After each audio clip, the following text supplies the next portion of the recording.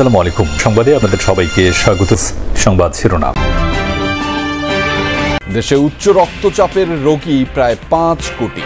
বিশ্ব স্বাস্থ্য সংস্থার প্রতিবেদন। স্বাস্থ্য ব্যবস্থার জন্য দীর্ঘমেয়াদী সংকটের শঙ্কা।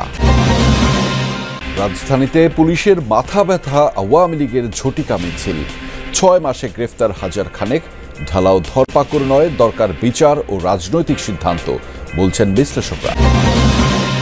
মানিকগঞ্জে এনসিপির কর্মকাণ্ড নিয়ে প্রশ্ন। মামলা থেকে আওয়ামী লীগ কর্মীদের নাম বাদ দিতে স্থানীয় 2 নেতার বিরুদ্ধে চাপ প্রয়োগের অভিযোগ।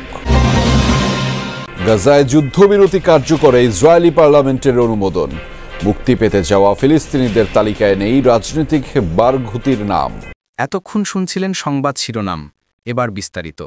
দেশের 4,86,00,000 মানুষ উচ্চ রক্তচাপে ভুগছে। 2.5 কোটি লোক জানেই না তাদের ব্লাড প্রেশার বেশি। বিশ্ব স্বাস্থ্য সংস্থার সবশেষ প্রতিবেদনে উঠে এসেছে এসব তথ্য। সবচেয়ে আতঙ্কের বিষয়, রক্তচাপ নিয়ন্ত্রণে আছে মাত্র 16% রোগীর। এতে হৃদরোগ, স্ট্রোক ও কিডনি রোগের ঝুঁকিতে 4 কোটি মানুষ, যা দীর্ঘমেয়াদে স্বাস্থ্য ব্যবস্থার জন্য হতে পারে বড় ধরনের সংকটের কারণ। একটি বেসরকারি প্রতিষ্ঠানের বিপণন কর্মকর্তা কাবুল মোল্লা, বয়স 38। রক্তচাপ বেশি থাকলেও গুরুত্ব দেননি কখনো। সম্প্রতি হার্ট অ্যাটাকের পর ভর্তি হয়েছেন রাজধানীর ন্যাশনাল হার্ট ফাউন্ডেশনে। ওষুধ খাওয়া হয়নি, ওষুধ খেতে বলছিল, কিন্তু ওষুধ খেলেও দেখি যে নর্মাল, না খেলেও নর্মাল। প্রেশার লাস্টে যখন ঢাকা মেডিকেলে মাপলাম তখন 180/140। এই হাসপাতালে ব্লাড প্রেশার নিয়ে অবহেলার এমন অনেক গল্প আছে। হার্ট অ্যাটাক হওয়া রোগীদের বড় একটি অংশের রক্তচাপ নিয়ন্ত্রণে নেই। এমন রোগীর সংখ্যা বাড়ছেই। স্বাস্থ্য বিভাগের তথ্য মতে দেশের 24% মানুষের উচ্চ রক্তচাপ আছে। তবে জাতিসংঘ অধিবেশনে বিশ্ব স্বাস্থ্য সংস্থার দেয়া তথ্যে দেখা যায় এই হার এখন 4% বেড়ে হয়েছে 28%। অর্থাৎ 17 কোটি মানুষের দেশে উচ্চ রক্তচাপের রোগী 4,86,00,000। অন্য কোনো রোগে এত রোগী নেই দেশে। সরকারের দিক থেকে সরকার চেষ্টা করবে যাতে ট্রিটমেন্টগুলো সঠিকভাবে সবাইকে পৌঁছাতে দিতে পারে, কিন্তু জনগণের একটা দায়িত্ব আছে, আপনি আমরা সবাই মিলে যেটাকে আমরা কিভাবে প্রতিরোধ করব, মানুষের মধ্যে সচেতনতা বৃদ্ধি।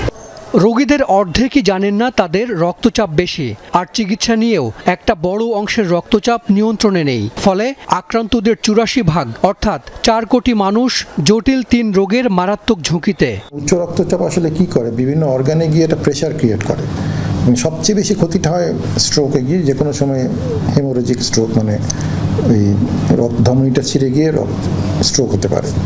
তো যে কোনো সময় টাইম বোম হিসাবে মানুষজনের হাঁটাহাঁটি করছে বাকিরা, এবং এটাই আমরা দেখতে পাচ্ছি। হঠাৎ করে স্ট্রোক হচ্ছে, হঠাৎ করে এমআই হচ্ছে, মানে কিছুই ছিল না, জানতো না, ওই সময় স্ট্রোক হচ্ছে। চিকিৎসক সংকটে ধুকে ধুকে চলছে পাবনা মানসিক হাসপাতাল। নেই পর্যাপ্ত জনবল, ফলে রোগীরা পাচ্ছেন না পর্যাপ্ত সেবা। 500 শয্যার বিপরীতে রোগী ভর্তি সহস্রাধিক। চরমভাবে ব্যাহত হচ্ছে চিকিৎসা সেবা। হাসপাতালটিকে দ্রুত আধুনিকায়ন করার দাবি রোগীর স্বজন ও হাসপাতাল সংশ্লিষ্টদের। আজ বিশ্ব মানসিক স্বাস্থ্য দিবস, অথচ মানসিক স্বাস্থ্য উন্নয়নে দেশের প্রথম সরকারি হাসপাতালটির স্বাস্থ্যই ভালো নেই। 1957 সালে 60 জনের জন্য নির্মাণ করা হয় পাবনা মানসিক হাসপাতাল। পরে শয্যা সংখ্যা বাড়িয়ে করা হয় 500। তবে বরাবরই ভর্তি থাকে দ্বিগুণ রোগী। রোগীর ভিড়, এই যে সিরিয়াল, আমাদের রোগী দেখতে দেখতে অলরেডি দুপুর হয়ে গেল। সিট কম থাকার কারণেই আমাদেরকে ভর্তি নিচ্ছে না। আমরা অনেক রিকোয়েস্ট করি, আমাকে ঢুক পারি দেয় না ডাক্তারের কাছে। স্বাস্থ্য মন্ত্রণালয় ও বিশ্ব স্বাস্থ্য সংস্থার এক যৌথ জরিপ বলছে, দেশের প্রায় 3 কোটি মানুষ মানসিক স্বাস্থ্য সমস্যায় ভুগছেন। এই হাসপাতালে থাকার কথা 31 জন চিকিৎসক, অথচ 22 জন দিয়ে চলছে হাজার খানেক মানুষের চিকিৎসা। আমাদের এই হাসপাতাল 500 শয্যার হলেও আমাদের সেই জনবল সেই আগের সেটআপ অনুযায়ী আছে, বাড়ানো হয়নি। এ কারণে আমাদের হাসপাতাল চালানো খুবই মুশকিল হয়ে যাচ্ছে। চিকিৎসক তো বটেই, নেই পর্যাপ্ত কর্মচারীও। 119 জনের জায়গায় তৃতীয় শ্রেণীর কর্মচারী হিসেবে 72 জনকে দিয়ে কাজ চালাচ্ছে কর্তৃপক্ষ, আর চতুর্থ শ্রেণীর কর্মচারী রয়েছেন মাত্র 61 জন।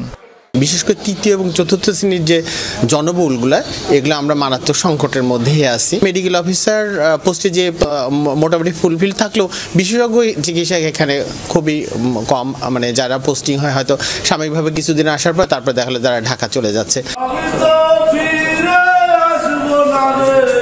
অধিদপ্তর বলছে হাসপাতালের শয্যা সংখ্যা বৃদ্ধি ও অভিজ্ঞ চিকিৎসক নিয়োগ সহ মানোন্নয়নে বৃহত্তর একটি প্রকল্প একনেকে উপস্থাপন করা হবে। একনেকে অনুমোদন হলে এটা তো অনেকগুলো বিষয় এখানে যোগ হবে, ইনশাল্লাহ আমাদের যে আকাঙ্ক্ষা এই হাসপাতালে সেটা হয়ে যাবে।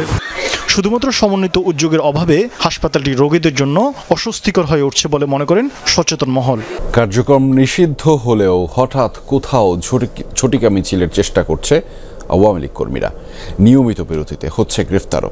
গেল 6 মাসে এ সংখ্যা হাজারখানেক।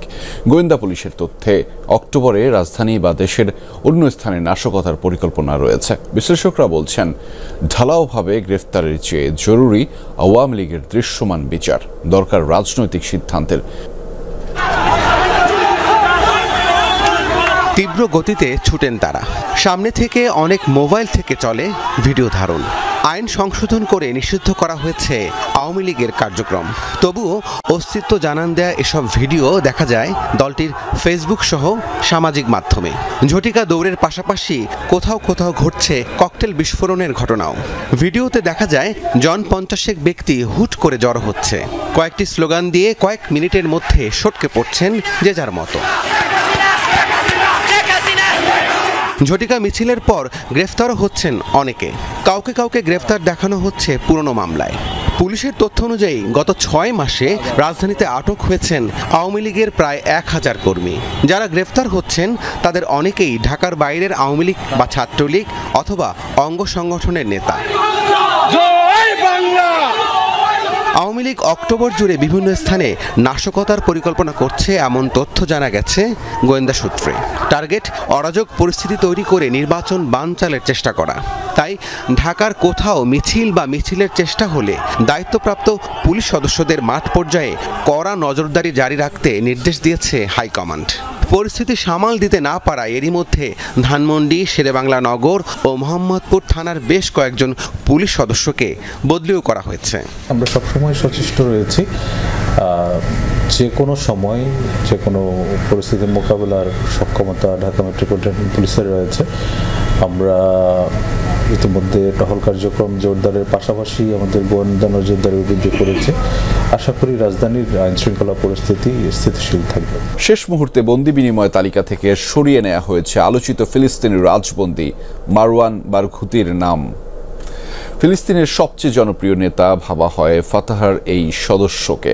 ফিলিস্তিনিদের নেলসন ম্যান্ডেলা হিসেবে পরিচিত বারঘুতির উপর রয়েছে 5টি যাবজ্জীবন সাজার খড়গ।